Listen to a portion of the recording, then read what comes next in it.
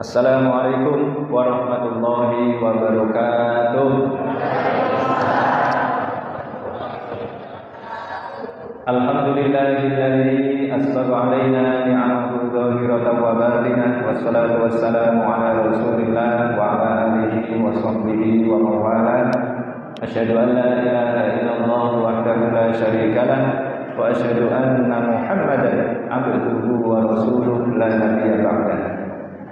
Yang terhormat Bapak Ketua PJN Kalsel, bukan Kalimantan Selatan tapi Kalimantan Selatan.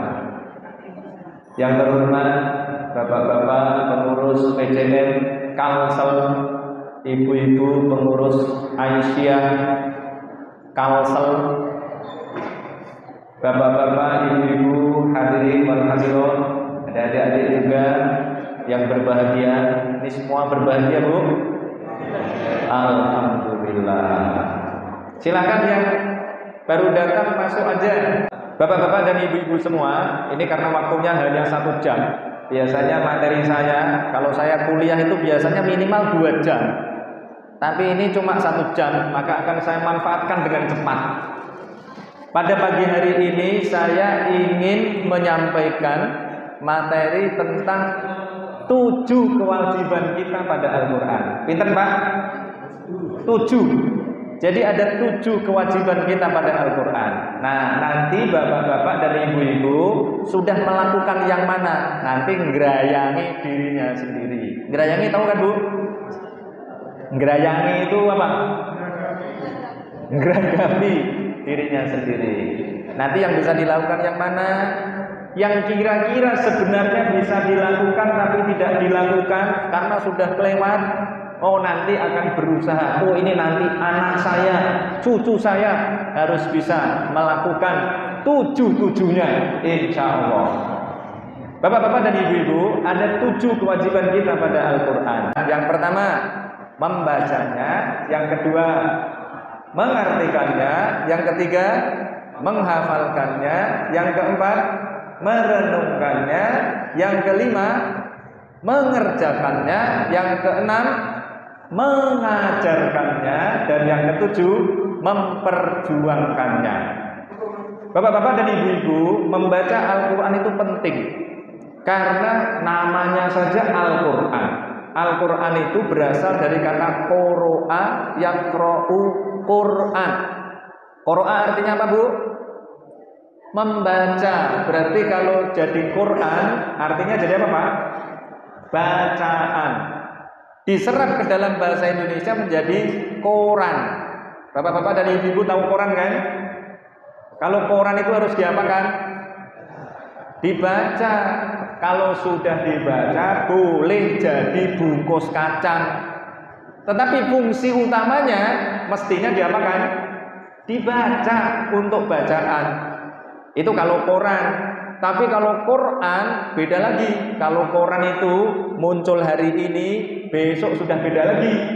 Tetapi kalau Quran dari dulu sampai nanti hari kiamat sama. Maka kalau Quran bisa dipakai untuk bungkus kacang, tapi kalau Quran nggak bisa dipakai bungkus kacang, harus dibaca terus, diulang-ulang. Nah, membacanya itu, Bu, harus sampai bagus. Karena Al-Quran itu sesungguhnya adalah bacaan yang sangat indah. Mau coba, Bu? Tahu nggak bahwa Al-Quran itu adalah bacaan yang sangat indah? Nah, ibu-ibu dan bapak-bapak, adik-adik semua, kalau membaca Al-Quran itu harus sampai merasakan bahwa Al-Quran itu adalah bacaan yang sangat indah. Kita coba, ibu-ibu yang paling hafal surat apa? Surat apa, Bu? Al-Ikhlas. Qul huwallahu Allahus lam yalid walam yakul lahu kufuwan. Itu coba akhirnya apa, Bu? At semua. Ya kan? Apalagi yang hafal? An-Nas, qul a'udzu birabbil malikin ilahin min syarril waswasil alladzi yuwaswisu fi sudurin minal jinnati As semua, ya kan? Apalagi? Apa Pak? Tabat siada boleh. Ini biasanya sering saya dengar sebagian membaca ini dengan tidak tepat. Coba ibu-ibu bacanya gimana? Tabat siada abi lahabiu wa tab ma aghna anhu maluhu wa ma kasab sayasla naran dzata lahab gitu. Tapi sebagian dzata lahabiu wa ro'atuh gitu kan? Itu boleh tapi nggak tepat. Kenapa? Karena akhirnya itu harus up semua. Tabat siada abi lahabiu wa tab ma aghna anhu maluhu wa ma kasab saya selana rondzata lahab wa imra'atuhu hammalatal hatab fi jidiha hablum min masad. Loh, beda kan? Lagi ini, apalagi Bu? Al-Asr ini juga sering dibaca dengan tidak tepat. Biasanya ibu-ibu ini yang jadi guru-guru Aisyah, guru-guru TK Aisyah, PAUD Aisyah, ini mengajari anak-anak harus langsung tepat. Sering saya dengar membacanya wal asri innal insana lafi khusrin illa, gitu kan? Illal ladzina amanu wa amilus solihati wa tawasau bil haqqi wa tawasau bis sabr. Boleh membaca begitu, tetapi itu kurang tepat. Membaca yang paling tepat akhirnya itu harus semua. Wal asr innal insana lafi khusr illal ladzina amanu wa amilus solihati wa tawasau bil haqqi wa tawasau bis sabr. Lo semua. Itu seperti inna a'tainakal kautsar fasholli li rabbika wanhar inna syani'aka huwal abtar. Lo semua. Tadi surat Al-Asr tadi boleh dibaca seperti yang tidak tepat tadi, ya. Kemudian mungkin ada orang yang nanya, itu kan ada ilahnya kalau diartikan demi masa sesungguhnya manusia dalam kerugian. Itu nggak boleh berhenti, harus langsung dilanjutkan, kecuali orang-orang yang beriman, beramal soleh, memerintahkan untuk kebenaran dan memerintahkan untuk bersabar. Itu. Jadi ibu-ibu kalau baca Al-Asr jangan wal asr innal insana lafi khusr, pergi ke toilet misalnya. Nah itu nggak boleh. Harus terus berlangsung. Wal asr terusnya itu maksudnya bukan terus dilanjutkan, itu bukan. Wal asri innal insana lafi khusrin illa, bukan begitu. Tapi wal asr innal insana lafi khusr tetap dilanjut illal ladzina amanu wa amilus solihati wa tawasau bil haqqi wa tawasau bis sabr. Ibu-ibu kalau bisa baca begitu, nah berarti sudah merasakan tadi indahnya tadi, berarti bacanya sudah benar. Satu lagi yang biasanya dibaca dengan tidak tepat, surat Al-Qadr. Inna anzalnahu fi lailatul qadr. Wa ma adraka ma lailatul qadr. Lailatul qadri khairum min alfi syahr. Tanazzalul malaikatu warruhu fiha bi'izni rabbihim min kulli amr. Biasanya gimana Pak? Min kulli amrin salam. Loh, hilang R-nya satu. Min kulli amr salamun hiya hatta matla'il fajr. Saya ulang lagi ya, cara bacanya tadi itu harus sampai kita merasakan ada sesuatu yang berbeda, ya. Inna anzalnahu fi lailatul qadr. Wa ma adraka ma lailatul qadr. Lailatul qadri khairum min alfi syahr. Tanazzalul malaikatu warruhu fiha bi'izni rabbihim min kulli amr. Salamun hiya hatta matla'il fajr. Ini contoh bahwa bacaan Al-Qur'an itu memang luar biasa. Satu lagi Bu, Al-Fil coba. Alam taro kaifa fa'al rabbuka bi ashabil fil alam yaj'al kaidahum fi tadlil wa arsala alaihim tayran ababil tarmihim bihijaratin min sijil faja'alahum ka'asfin Apa akhirnya, Bu? Rasa kan? Itu berarti Al-Quran sangat indah. Makanya kita semua ini harus memperbaiki bacaan kita. Nah, kalau sudah sepuh, biasanya memperbaiki bacaan agak susah ya Pak. Nah, maka kita ini mendorong anak-anak kita, cucu-cucu kita, agar sejak kecil itu memiliki kemampuan membaca yang baik. Karena bapak-bapak dan ibu-ibu, saya pernah ini mengajar di Jakarta, kemudian melakukan penelitian, saya catat rata-rata membaca Al-Fatihah ini salahnya 8 kali. Oh, gimana? Padahal membaca Al-Fatihah hukumnya wajib. Kenapa wajib? Karena sehari semalam kita membaca Al-Fatihah berapa kali? 17 kali. Coba kalau salah 8 kali 17 berarti berapa itu? Melakukan kesalahan. Padahal ini bacaan yang wajib ketika kita melakukan sholat. Biasanya begini, yang salah itu. Misalnya dimulai dari mana? Hadisnya qasamtus sholata baini wa baina abdi nisfaini idza qala al-abdu alhamdulillahi rabbil alamin. Nah, ini dalil bahwa Al-Fatihah dimulai dari Alhamdulillahirabbil alamin. Kalau ada orang yang mengatakan dimulai dari Bismillahirrahmanirrahim, enggak apa-apa, gitu. Nah, pilih yang mana? Mau pilih yang Bismillahirrahmanirrahim? Boleh. Yang Alhamdulillahirabbil alamin? Enggak apa-apa. Dibolak-balik sama aja, ya. Karena dua-duanya ada hadisnya. Nah, kalau kita mulai dari Bismillahirrahmanirrahim, nah itu hak biasanya kecampur kha. Dari Bismillahirrahmanirrahim gitu. Haknya jadi kha. Sudah salah dua. Tapi kalau kita mulai dari Alhamdulillahirabbil alamin, Alhamdulillahirabbil alamin, haknya jadi kha. Salah satu. Ar-Rahmanirrahim, tambah dua jadi 3. Ar-Rahmanirrahim, Maliki Yaumiddin. Ini paling aman. Yang biasanya nggak ada yang salah. Iyyaka na'budu wa iyyaka nasta'in. Biasanya ain ini yang jadi masalah, ya kan? Apalagi kalau orang Indonesia bagian selatan. Kalau baca ain gimana? Ngain. Jadi iyyaka na'budu wa iyyaka nasta'in. Maka ada orang namanya Mbah Muin jadi Mbah Mongin. Loh gitu. Ya kan? Nah, itu dia karena ainnya jadi nga. Loh gitu. Jadi berapa? Salah berapa itu? Yang pertama mungkin benar, agak benar, tapi kemudian jadi salah, ya. Tapi itu logat. Kemudian ihdinas siratal mustaqim. Itu biasanya shotnya jadi shin. Bukan ihdinas siratal mustaqim, tapi malah jadi ihdinas siratal mustaqim. Nah, itu artinya udah beda jauh itu.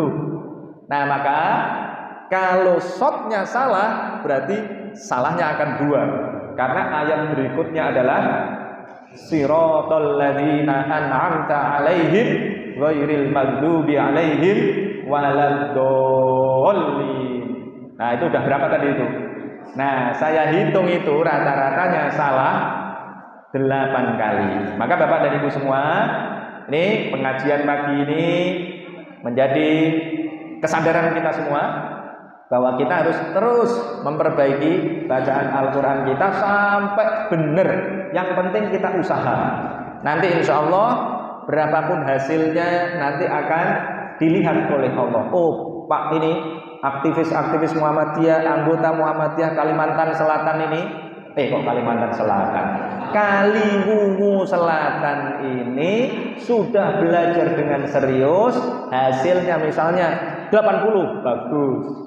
Hasilnya 50 pun tetap akan dinilai oleh Allah Subhanahu wa ta'ala, masuk surga insya Allah. Karena membaca Al-Quran itu adalah ibadah. Kalau bapak-bapak membaca Quran, ibadah apa enggak? Enggak dihitung. Tetapi kalau membaca Al-Quran dihitung per hurufnya, dapat pahala dari Allah Subhanahu wa ta'ala. Kemudian yang kedua, tadi yang kedua apa Bu? Setelah membaca kemudian mengartikan. Bapak-bapak dan ibu-ibu mungkin karena sudah sepuh mengartikan, wah sudah nggak ada waktunya misalnya. Nah, masih bisa sebenarnya, ya sedikit-sedikit. Tapi yang lebih penting lagi adalah anak-anak dan cucu-cucu ibu-ibu. Dan sebenarnya kalau mau belajar agak serius saja, agak serius sedikit, itu enggak susah. Kenapa? Karena bahasa Arab ini sudah diserap ke dalam bahasa Indonesia. Ya, misalnya ini ada, misalnya bapak-bapak dan ibu-ibu, apa yang dikenal dalam bahasa Arab ke dalam bahasa Indonesia?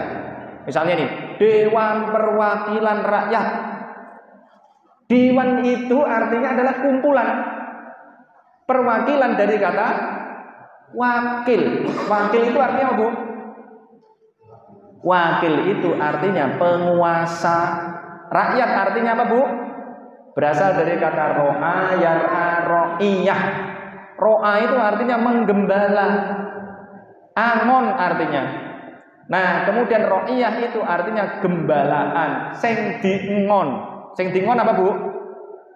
Wedhus, ya kan? Loh gitu. Jadi rakyat itu apa? Wedhus, loh gitu kira-kira, ya. Jadi yang diingon. Nah, ini ada hadir nih Pak calon anggota DPR provinsi nih. Nah, itu nanti jadi anggota Dewan Perwakilan Rakyat nih Pak Dr. Ferry Firmawan. Nanti akan nyalek itu dari PAN. Dewan Perwakilan Rakyat itu artinya kumpulan orang-orang yang berkuasa atas rakyat. Loh, jadi wakil rakyat itu artinya, Bu? Penguasa rakyat. Nanti saya jelaskan tuh di belakang nanti yang memperjuangkan Al-Qur'an. Kemudian ada lagi Majelis Permusyawaratan Rakyat. Ini majelis itu berasal dari kata apa? Jalasa. Jalasa artinya duduk, berarti majelis artinya tempat duduk. Permusyawaratan berasal dari kata apa, Pak? Sawaro. Sawaro itu artinya memeras madu, arti aslinya. Nah, kemudian diserap ke dalam bahasa Indonesia menjadi musyawarah. Musyawarah tadinya artinya memeras madu. Madu itu fungsinya apa, Bu? Obat segala macam penyakit. Maka orang kalau jadi anggota MPR, Majelis Permusyawaratan Rakyat, itu tugasnya apa? Memeras otak untuk apa? Untuk mengobati segala macam penyakit negara. Pastinya begitu. Maka ibu-ibu harus punya wakil-wakil yang punya otak gitu. Yang otaknya bisa diperes, oh gitu. Jangan sampai punya wakil yang nggak punya otak. Karena nanti nggak bisa diperes, nggak ada otaknya, oh gitu kira-kira, ya. Majelis Permusyawaratan Rakyat. Rakyat tadi artinya sama, ro'iyah tadi itu. Jadi di situ ada wakil-wakil rakyat yang ngumpul, yang memeras otaknya agar mendapatkan pemikiran-pemikiran yang bagus untuk apa? Untuk memperbaiki negara. Maka ibu-ibu dan bapak-bapak harus punya itu wakil-wakil yang bagus, begitu. Ya, apalagi misalnya yang ibu-ibu apal apa? Tuh, alif lam mim, dzalikal kitabul la raiba fi hudal lil muttaqin. Gitu kan? Dzalika tidak ada dalam bahasa Indonesia. Alkitab bahasa Indonesia bukan? Bahasa Indonesia Alkitab. Loh gitu. Kitabmu wis mbok gawa apa urung? Nah gitu. Itu bahasa Indonesia. La raiba bukan bahasa Indonesia.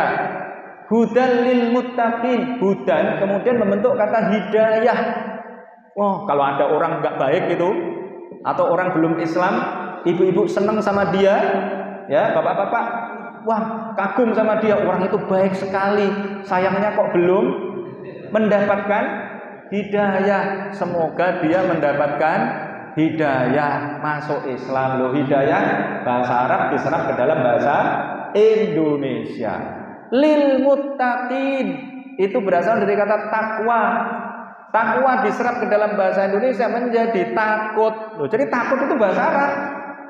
Takwa, tapi ibu-ibu sudah paham. Wah, dia itu orang yang bertakwa. Takwa kepada Tuhan yang Maha Esa.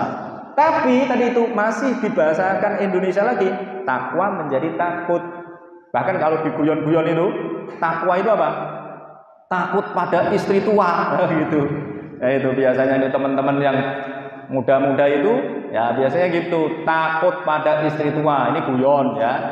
takwa. Takwa itu artinya takut pada Allah. Tapi takut pada Allah itu tidak seperti takut pada harimau. Nah, gitu. Jadi takwa itu berasal dari bahasa Arab, diserap ke dalam bahasa Indonesia. Gampang Bu mengartikan bahasa Arab ke bahasa Indonesia?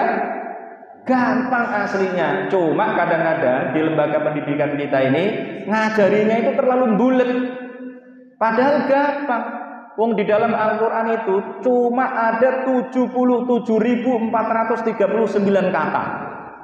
Nah, kata-kata dasarnya itu cuma 1.726 kata. Jadi ibu-ibu yang belajar bahasa Inggris, ini dulu belajar bahasa Inggris kan? Kalau mau belajar bahasa Inggris diajar apa Bu? Go, going, when, gone, gitu kan? Kalau teach jadi teaching, gitu kan? Kalau yang ngajar namanya apa? Teacher, tambahi er, oh gitu. Ya. Kalau apa? Ibu-ibu sekarang kan pada itu reseller, ya kan? Itu dari kata sell. Kemudian seller, artinya apa berarti? Penjual. Nah, kalau dalam bahasa Inggris satu kata berubah menjadi 10 sampai belasan kata. Kalau bahasa Arab, nah ini dia. Satu kata ini, Pak Ketua PCN ini, satu kata berubah menjadi 400-an kata. Loh gitu. Tapi enaknya adalah bahasa Arab tadi itu sudah banyak yang diserap ke dalam bahasa Indonesia, tapi kita nggak sadar. Termasuk iklan. Iklan itu bahasa Arab loh Bu. Dikiranya bukan bahasa Inggris. Bukan, itu bahasa Arab. Dari kata apa Pak? Iklan. Ibu-ibu pernah dengar kata iklan? Kalau anaknya di pondok itu artinya apa Pak? Iklan Pak. Pengumuman artinya. Pengumuman artinya. Jadi kalau ada kecap diiklankan, berarti kecap diapakan? Diumumkan. Nah gitu. Jadi dari kata iklan kemudian diserap ke dalam bahasa Indonesia menjadi iklan. Nah, tapi anehnya iklan yang tadi bahasa Arab aslinya diserap ke dalam bahasa Indonesia, diterjemahkan menjadi pengumuman. Pengumuman itu bahasa mana Pak? Bahasa Arab lagi. Dari kata umum, itu. Iya kan? Umum. Jadi bahasa Arab diterjemahkan ke dalam bahasa Indonesia dengan bahasa Arab lagi. Tapi ibu-ibu paham nggak? Paham loh kan, aneh kan? Jadi orang Indonesia menggunakan bahasa Arab yang diserap ke dalam bahasa Indonesia diartikan dengan menggunakan bahasa Arab lagi. Tapi paham, tapi nggak sadar bahwa itu adalah bahasa Arab loh gitu. Berarti tinggal ngajari anak-anak kita bagaimana caranya agar anak-anak kita ini ngerti bagaimana caranya tadi itu, mengetahui akar katanya tadi itu. Insya Allah bisa. Nanti kalau ada guru-guru yang minta di training, nanti saya training. Kalau ada di sini nanti Pak PCM ya. Kalau ada kepala-kepala sekolah atau guru-guru agama, nanti perlu di training agar bisa mengartikan tadi dengan mudah. Saya punya pengalaman Pak. Saya dulu belajar kalau bahasa Inggrisnya go going when gone tadi itu kelas berapa ya? Mungkin kelas 4 mulai, 4 SD. Karena saya mikir, wah memang itu sulit gitu. Saya merasa bahwa itu sulit. Maka anak saya baru saya ajari kelas 1 SD. Karena saya mikir, kayaknya dulu metodenya salah gitu. Saya ajari kelas 1 SD. Ternyata bisa Bu. Saya ajari dari fa'ala, fa'alu. Pernah dengar? Nah, yang paling sulit itu adalah yaf'ulu, yaf'ulani, yaf'uluna, taf'ulu, taf'ulani, yaf'ulna. Karena ya. Anak saya salah latih. Loh, ternyata bisa. Wah, saya menyesal sekali Pak. Kenapa? Baru saya ajari kelas 1 SD. Ternyata bisa, karena saya ajari sambil nyanyi-nyanyi. Akhirnya anak saya yang ketiga ya. Yang ketiga, yang 1 dan 2 ini kan selisihnya sedikit. Umur 4 tahun saya ajari. Bisa Pak. Ternyata bisa, karena sering saya tinggal dulu kan. Saya kan Jakarta Semarang gitu. Jadi ketemu cuma hari Sabtu dan Ahad. Nah ini kemudian ada ponakan saya tinggal di rumah saya. Anak saya kan, ponakan saya dari pesantren kalau di Rembang sana. Anak saya umur 2 tahun. Dilatih Pak. Dilatih. Fa'ala yaf'ulu fa'lan wa maf'alan fahuwa fa'ilun wa dzaka maf'ulun. uf'ula taf'ul maf'alun maf'alun mif'alun. Bapak dulu hafalnya kelas berapa, Pak? Kelas berapa dulu hafal itu, Pak? PGA ya kan? Anak saya umur 2 tahun hafal. Kaget saya. Waduh, berarti saya salah lagi itu. Ya kan? Nah, Pak Ustadz ini menghafalnya pada saat PGA, padahal mestinya umur 2-3 tahun sudah bisa. Nanti kalau nggak percaya itu lihat di YouTube saya. Itu nanti ada itu. Saya menyesal sekali. Akhirnya saya genjot terus.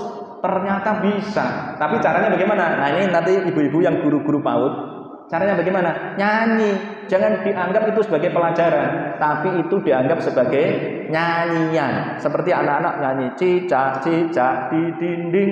Nah, anak kecil kan nggak tahu tuh artinya dinding itu apa, juga nggak tahu. Tapi dia bisa hafal. Daripada digunakan untuk menghafalkan sesuatu yang nggak penting, menghafal apa? Burung kakak tua hingga di jendela, kakek sudah tua, giginya tinggal 2. Padahal giginya masih banyak, ya kan? Lah kakeknya kan ngamuk, ini cucunya kurang ajar ini. Wong mbahnya giginya masih lengkap kok dianggap giginya tinggal 2. Karena dia nggak ngerti itu burung kakak tua itu apa, giginya juga dia belum tahu, 2 apa dia juga belum tahu, oke Pak? Tapi dia bisa hafal. Daripada digunakan untuk nyanyi sesuatu yang tidak penting, mending digunakan untuk tadi itu menghafalkan fa'ala yaf'ulu fa'lan wa maf'alan dan seterusnya.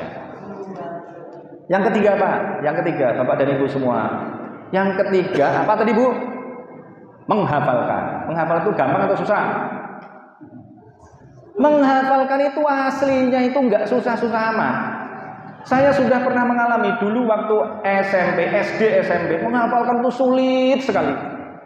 Kemudian ketemu rumusnya.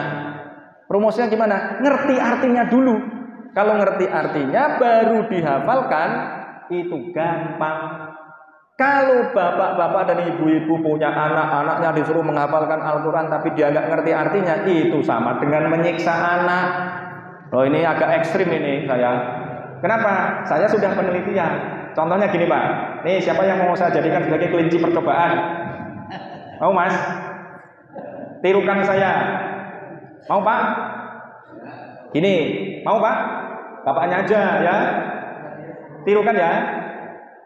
Kamu akan pergi, kamu akan kembali, karena kamu tidak akan mati di medan perang. Bisa Mas?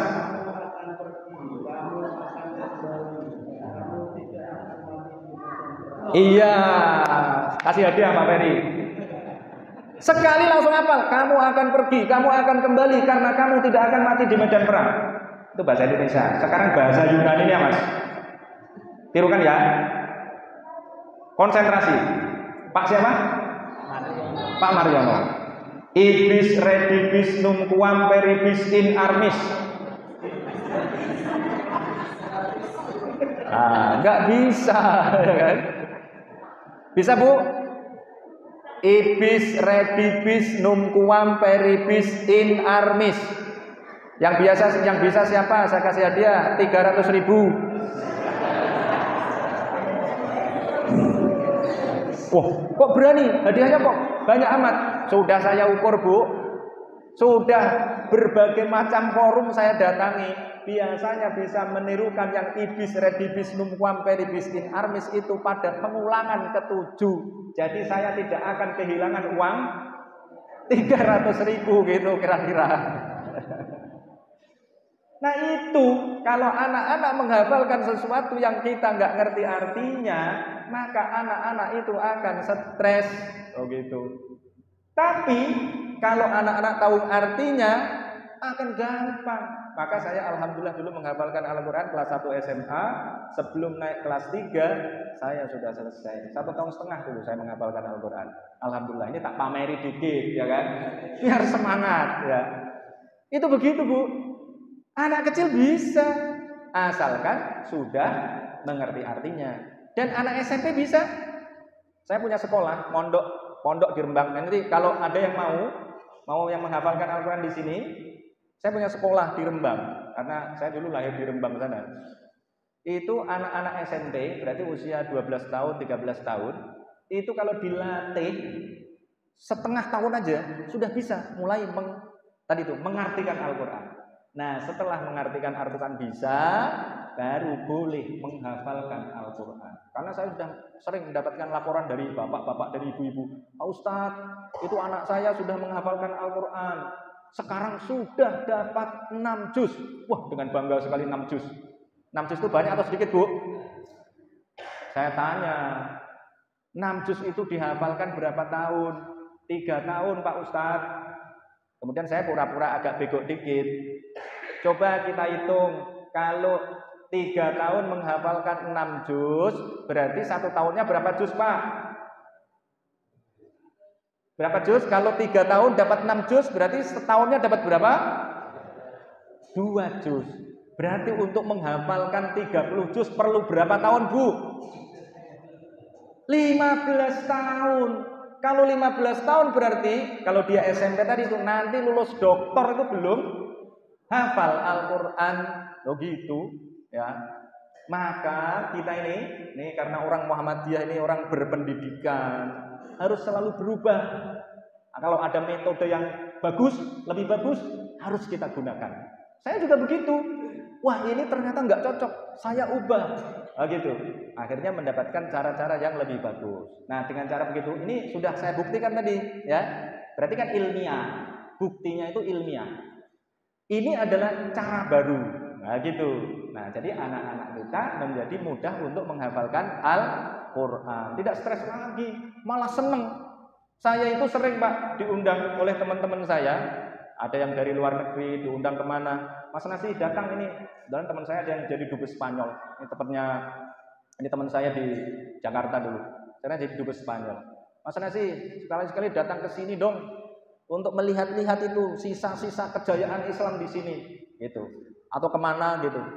Saya itu sudah blenger dengan rekreasi. Rekreasinya di mana? Membaca Al-Qur'an. Baca Al-Quran gimana? Cerita tentang Mesir, cerita tentang Arab, cerita tentang mana-mana. Saya baca, saya nikmati. Oh gitu. Itu sudah sama dengan rekreasi. Maka saya nggak begitu tertarik itu pergi-pergi ke luar negeri sekarang, ya. Kenapa?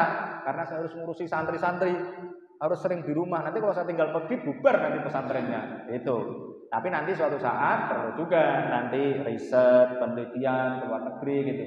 Tapi tadi dengan membaca Al-Qur'an kita ngerti cerita tentang Nabi Yusuf di Mesir. Ngerti cerita tentang Nabi Musa yang dulu dikejar oleh Fir'aun, menyeberangi lautan. Kemudian Fir'aunnya tenggelam. Loh, kita sudah bisa membayangkan. Begitu, ya. Nah, kalau terpaksa gitulah kira-kira, ya. Tapi nanti kalau ada kesempatan, misalnya sebelum haji, bapak-bapak dan ibu-ibu sebelum haji baca dulu cerita tentang siapa? Sofa dan Marwah, ya. Baca tentang Sofa dan Marwah. Kita membayangkan, oh sampai sana, oh ternyata ini Sofa dan Marwah. Tapi sudah membayangkan dulu. Jadi senang gitu. Itu dengan apa? Mengetahui artinya, kita hafal Al-Qur'an, jadi senang. Anak-anak makin semangat. Saya dulu makin semangat. Sebelumnya suruh belajar itu wah ngeler karu-karuan. Tapi ketika tadi ngerti artinya, bahkan gini, itu saya tulis itu, ada tulisan saya, bapak-bapak bisa cek di Google itu, Muhammad Nasih Kiai Mansur gitu. Itu saya ingat. Sampai saya itu nggak bisa tidur, Bu, dulu itu. Betul itu. Ya tadinya ya males, waktu SMP itu males disuruh belajar ya nggak pernah mau, suruh menghafalkan Al-Qur'an ya nggak mau. Ketika ngerti artinya tadi itu, saya disuruh tidur oleh kiai saya. Jadi malam-malam jam 1 itu kiai saya datang. Ngetok pintu ini, saya ngaji di musola itu baca Quran. Mbah Yai Mansur itu, Kiai Masumi ini di Lasem. Nah, kalau bahasa Indonesianya, le, dia bilang gitu. Cung kalau bahasa sana, kalau ini le. Kalau sini apa? Cung. Kacung tahu, Bu? Cung. Kacung pembantu ya. Kalau sini le. Le, mata itu juga punya hak untuk dipakai tidur gitu. Sampai gitu. Padahal biasanya santri-santri itu disuruh apa? Disuruh bangun. Saya disuruh tidur, Pak. Gitu. Makanya santri-santri saya sekarang saya bilangin, saya itu dulu disuruh tidur sama kiai saya. Kalian ini sekarang kok saya suruh bangun terus gitu. Karena kebanyakan tidur. Kenapa? Karena nggak semangat gitu. Nah, itu harus dibangkitkan. Kalau ngerti artinya, maka anak-anak kita, santri-santri kita, murid-murid kita akan semangat. Oh, sekarang alhamdulillah sudah semangat. Kenapa? Ngerti artinya. Sering baca Quran, gitu ya. Membaca, mengartikan, menghafalkan, kemudian bisa merenungkan. Kalau merenungkan, hafalannya kan sudah di sini, Bu. Ya kan? Merenungkan, misalnya gini. Ini sering saya tanyakan. Ada ayat begini. Wa tazawwadu fa inna khairaz zadit taqwa. Berbekallah kalian karena sebaik-baik bekal adalah takwa. Berarti takwa adalah takwa sebaik-baik bekal, gitu kan? Padahal yang benar gimana, Bu? Bukan begitu, salah itu. Kelihatannya benar, tapi sebaik-baik bekal adalah uang. Sebaik-baik bekal itu uang, karena ceritanya begini. Dulu orang Yaman mau haji. Mau haji kan ke Mekah. Itu jaraknya 1100 km. Lebih dari Surabaya, Jakarta. Nah, dulu ada Surabaya, Jakarta, itu ada dulu penonton bola, namanya apa? Yang naik kereta nggak bayar itu loh. Namanya apa, Pak? Bonek namanya. Nggak bawa duit. Terus gimana kalau di Jakarta? Keleleran, ya kan?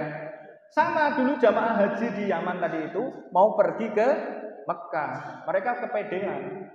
Kita ini adalah tamu Allah. Karena tamu Allah pasti kita akan diurus oleh Allah, gitu kan? Akhirnya berangkat, nggak bawa sangu, gitu. Akhirnya di jalan keleleran, ada yang kelaparan, kehausan, akhirnya minta ke orang. Akhirnya kan harga dirinya jatuh. Ibu-ibu kalau minta orang, harga dirinya jatuh nggak?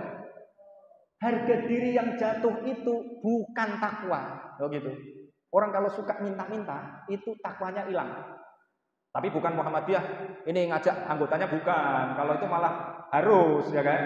Tapi kalau minta untuk dirinya sendiri, minta loh ya, pengemis misalnya, itu sebenarnya harga dirinya sudah hilang. Padahal di antara indikator takwa itu adalah enggak meminta-minta. Begitu. Maka Allah kemudian menegur orang-orang yang haji tadi itu ditegur. Karena ayat awalnya al-hajju asyhurum ma'luma dan seterusnya sampai kemudian diakhiri dengan wa tazawwadu. Kalian kalau mau haji itu harus bawa bekal. Berbekallah kalian karena sebaik-baik bekal adalah takwa. Kalau kamu bawa bekal yang cukup, kamu nggak akan minta-minta. Kalau nggak bawa minta-minta, kalau nggak meminta-minta, kamu berarti mempertahankan ketakwaanmu. Nah gitu. Loh, tapi kan ada ayat tentang takwa. Loh iya, ayat perintah takwa itu ada banyak. Yang lain memerintahkan agar kita bertakwa. Misalnya Pak, ya ayyuhan nasut taqu rabbakum. Kalau itu perintah takwa. Tapi kalau tadi itu perintah membawa bekal. Bekal yang terbaik adalah apa, Pak? Uang. Sekarang malah nggak bawa uang. Bawa itu loh. Plastik. ATM, nggak perlu bawa uang. Jadi sebaik-baik bekal adalah ATM. Loh, jadi begitu, ya. ATM itulah yang akan membuat ibu-ibu jadi orang yang takwa sungguhan. Begitu. Loh, itu karena apa, Pak? Ini kok begini ayatnya? Saya mikir, merenung, wah berarti ini keliru ini. Yang dimaksudkan wa tazawwadu fa inna khairaz zadit taqwa. Yang dimaksud itu adalah berbekallah kalian karena sebaik-baik bekal bentuknya uang. ATM kalau sekarang malah tinggal ini kan. Bawa HP berarti sebaik-baik bekal adalah HP yang di situ ada online-nya, loh gitu, ya. Sehingga bayar gampang, namanya QRIS sekarang. Nah, itu adalah bekal yang terbaik. Ibu-ibu kalau mau haji, bawa beras boleh nggak? Boleh. Susah nggak? Susah. Wah, di sana nanti biar bisa makan ikan, bawa ikan dari Kendal, ikan asin. Boleh nggak? Boleh. Susah nggak? Susah. Coba kalau bawa duitnya sudah real lagi kan? Di sana nggak perlu nuker, nggak perlu apa-apa, tinggal kalau mau apa-apa tinggal beli. Oh, Berarti sebaik-baik bekal apa Pak? Uang, loh begitu ya. Kalau punya uang maka kita akan menjadi orang yang takwa, loh gitu. Maka berarti ayat ini ayat menyuruh kita kaya atau miskin? Kaya. Karena kalau kita mau haji, kalau nggak punya duit bisa apa nggak Bu? Ya bisa saja kalau ada yang ngundang. Tapi kalau nggak ada yang ngundang, gimana? Harus pakai duit sendiri. Ngantrinya aja 10 tahun, ya kan? Sudah bayar, ngantri lagi 10 tahun. Nah itu berarti harus merenung. Setelah merenung, mengamalkan. Tadi itu mengerjakan. Maka saya tadi mengerjakan. Kemudian mengajarkan. Tahu Al-Quran nih, saya diundang ke sini, datang. Gitu. Nah, kalau datang ke sini, itu ada bensinnya nggak Bu? Pakai bensin nggak? Pakai. Berarti harus punya uang. Berarti Pak Ustadz harus punya uang atau harus miskin? Harus punya uang. Coba kalau saya diundang Pak Asmui, Pak Nasi nanti ngisi di Kalimantan Selatan, gitu. Kalimantan Selatan, Pak Asmui, amplopnya berapa, gitu. Itu kira-kira gimana Pak Asmui? Waduh ini Ustadz amplopan, gitu kan. Kan gitu. Tapi alhamdulillah kalau saya ceramah di majelis-majelis itu biasanya nanti kalau ada amplopnya saya terima, kemudian Pak saya kembalikan, tolong doakan saya dapat duit 2 triliun. Amin kan Bu? Semoga saya dapat duit berapa? 2 triliun. Betul itu. Sudah saya amalkan karena saya butuh duit 2 triliun ini, ya. Memangnya untuk bangun pesantren, bangun itu nggak butuh duit. Nah, selama ini alhamdulillah saya disumbang ibu mertua saya. Ibu mertua saya dulu Aisyah. Zamannya Pak Abu Suud, Profesor Abu Suud. Itu mertua saya, profesor di UIN Semarang. Saya disumbang. Makanya ya tadi, alhamdulillah kalau diundang Pak Asmi kemana saja di Kendal ini saya datang. Dan nggak perlu dikasih uang, cukup didoakan dapat duit 2 triliun. Itu aja gampang, begitu. Iya, karena saya yakin nanti dikasih duit saya kembalikan itu, nanti saya dilipat gandakan oleh Allah Subhanahu wa taala. Jadi harus mengajarkan ini. Kenapa mengajarkan Al-Qur'an? Karena janji Rasulullah, khairukum man ta'allamal Qur'an wa 'allama. Saya ingin jadi orang yang terbaik. Kategori ya kan. Sebaik-baik kalian adalah orang yang belajar Al-Qur'an dan mengajarkannya. Tidak hanya belajar, tapi harus mengajarkannya. Mengajar nggak mungkin kalau nggak belajar dulu.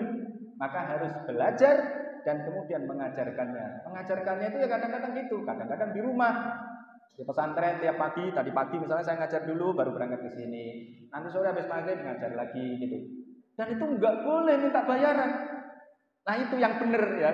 Kayak Nabi Muhammad itu jadi pengusaha dulu, baru jadi pendakwah, jadi pengajar Islam. Nah itu, makanya di pesantren saya itu saya ajari, ya tagline-nya aja berilmu, berharta, berkuasa. Oh gitu, ya harus punya ilmu, punya harta.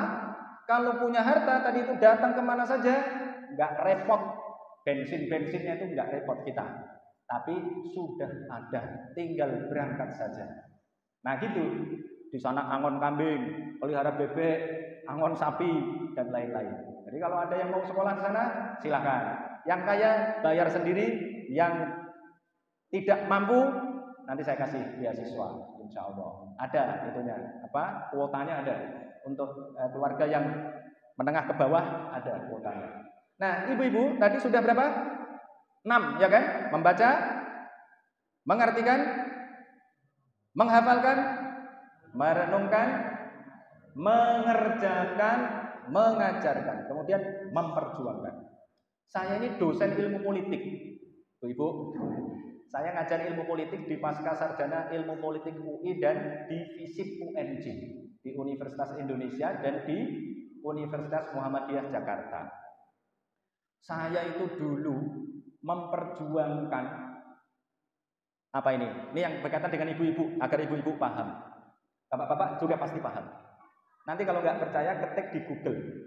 Saya dulu jadi staf ahli fraksi PAN mulai tahun 2005. Kemudian tahun 2012, karena saya mulai ngajar di UI itu tahun 2008. Saya ngajar negara, politik, dan perempuan.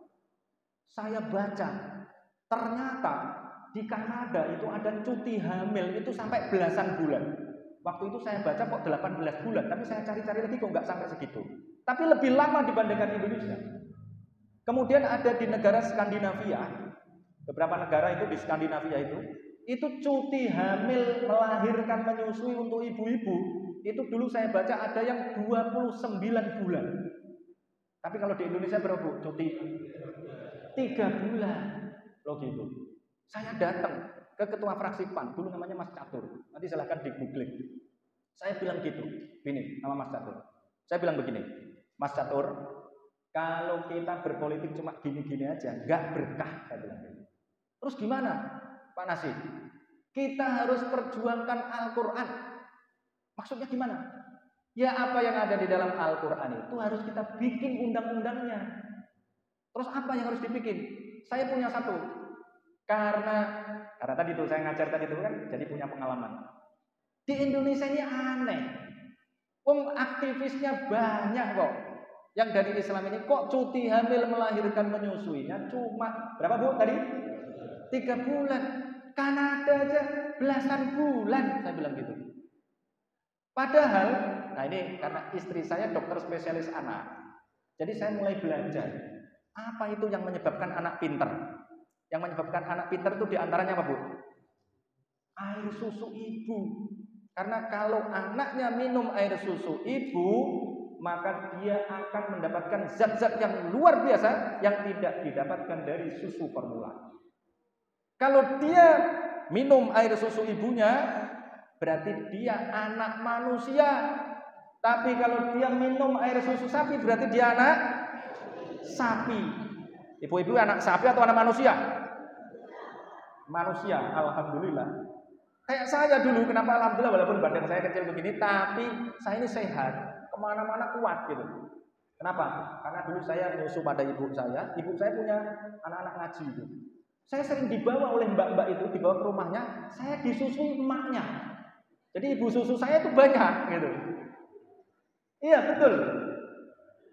Jadi saya nyusu ke beberapa orang. Saya kalau pulang dulu waktu masih SMA, orang-orang itu masih hidup. Cung, kamu dulu tak susui, tak masukin ke ember sini, sekarang kok sudah gede, katanya gitu. Ya. Itu karena apa? Karena saya nyusu cukup. Nah sekarang kalau ibu-ibu, apalagi yang kerja di pabrik, ya kan, kerja di apa perusahaan itu nggak dikasih cuti, anaknya gimana? Loh gitu. Maka harus ada cutinya.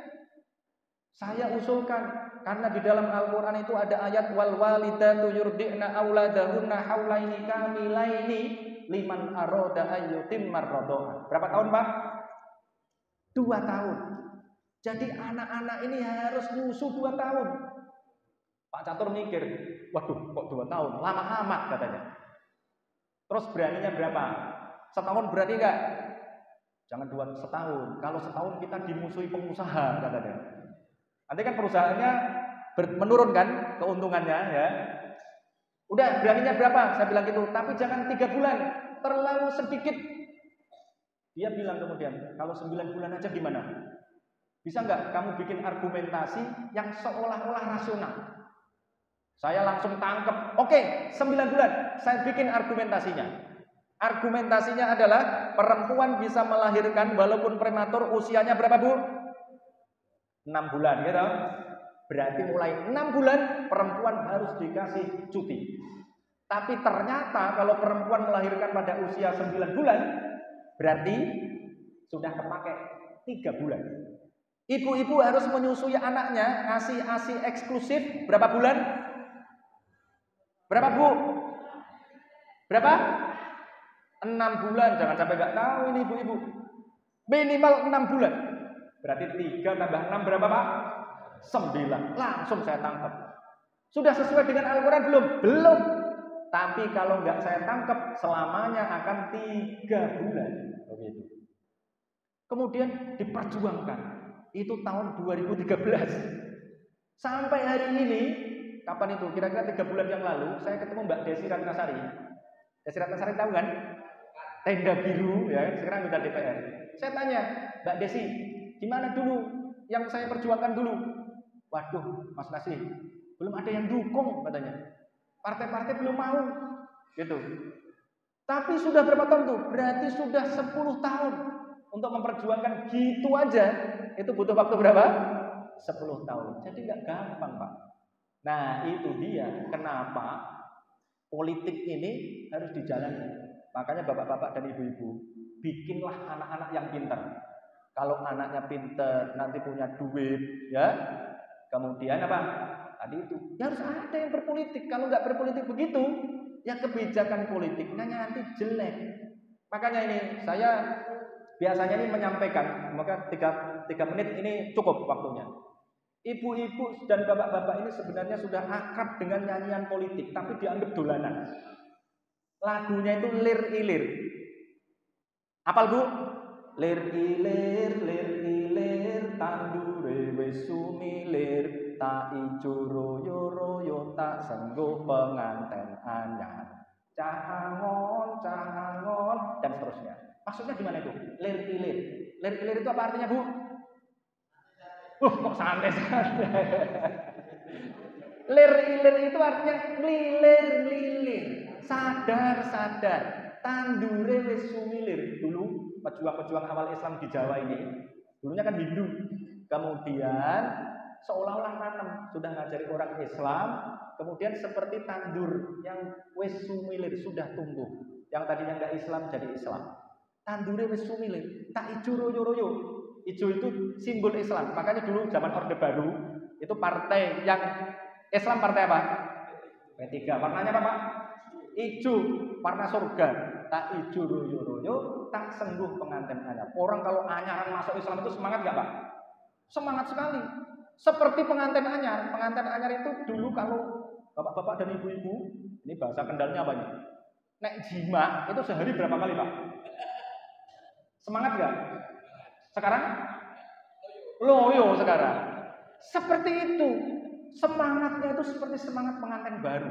Berislamnya itu seperti pengantin baru. Tak sengguh pengantin anyar. Cah angon, cah angon. Cah angon itu siapa? Tuh tadi rakyat. Rakyat tadi sing dingon. Lah sing angon siapa? Pemimpin. Maka ro'in itu artinya pemimpin. Kullukum ro'in. Setiap kalian adalah penggembala. Penggembala itu maksudnya pemimpin. Wa kullukum mas'ulun an ra'iyatih, dan setiap kalian akan ditanya tentang gembalaannya. Pedusnya itu nanti dimintai pertanggungjawaban itu. Pemimpin dimintai pertanggungjawaban atas pedusnya tadi itu. Rakyatnya kamu sudah bikin kebijakan yang baik atau belum? Nanti ditanya. Bapak-bapak nanti ditanya tentang keluarganya. Wa kullukum mas'ulun an ra'iyatih. Cah angon penek no blimbing kuwi. Blimbing itu liningnya berapa Bu? 5 itu apa? Rukun Islam. Maka yang diperjuangkan haruslah rukun Islam. Loh gitu, rukun Islam. Ya, bimbing kui, cah angon penek no bimbing kui, lunyu. Lunyu itu apa? Licin. Orang itu kadang dalam politik Bu, teman saya itu ada yang sudah naik atas, tiba-tiba kepleset, lorot, loh gitu. Lunyu penek no kanggo basuh dodot piro. Untuk apa? Basuh, membersihkan bajumu. Baju itu apa? Baju tadi itu ketakwaan. Walibasut taqwa dzalika khair. Untuk mencuci baju, maksudnya apa? Agar ini loh, rakyat ini bisa menjalankan rukun Islam yang 5 kanggo basuh dodot piro. Kenapa? Dodot piro kumitir bedah ing pinggir. Ini karena imannya masih jelek. Ya tadi itu bacaan Qur'annya masih jelek, maka harus dibikin pendidikan yang bagus agar bagus. Ya, kanggo basuh dodot iro kumitir bedah ing pinggir. Ini ibu-ibu, dondomono jrumatono didandomi ditambal kanggo sebo mengko sore. Untuk apa? Kalau kita sudah punya takwa, untuk sowan kemana? Mati. Kanggo sebo mengko sore, mumpung jembar kalangane, mumpung padang rumbulane, mumpung masih ada kesempatan. Nanti kalau kita ini dikuasai oleh orang-orang jahat, ibu-ibu dan bapak-bapak sudah gak punya kesempatan. Sekarang mumpung masih ada kesempatan, Ya, tadi itu politiknya ini, karena saya dosen ilmu politik, politiknya manfaatkan untuk mendapatkan wakil di DPRD nanti, ya, di DPRD provinsi, di DPR RI, mendapatkan presiden, bupati, wakil bupati, gubernur. Itu harus orang-orang yang tadi itu mau memperjuangkan tadi itu rukun Islam yang 5. Nah, saya kira itu alhamdulillah nih. Ya lewat sedikit. Mohon maaf kalau kelewat 2 menit. Semoga tidak masalah. Jika ada kekurangan saya mohon maaf. Jika ada anak-anak yang mau menghafalkan Al-Qur'an bisa ke tempat saya. Kalau lulus SD sampai SMA bisa di Rembang, tapi kalau lulus SMA mau kuliah di tempat saya gratis tuh. Kalau bisa menghafal sehari 2 halaman, saya kasih beasiswa. Itu syaratnya. Menghafal Al-Qur'an di situ syaratnya. Oke, Bapak dan Ibu sekalian, demikian yang bisa saya sampaikan. Wabillahi taufiq wal hidayah. Wassalamualaikum warahmatullahi wabarakatuh.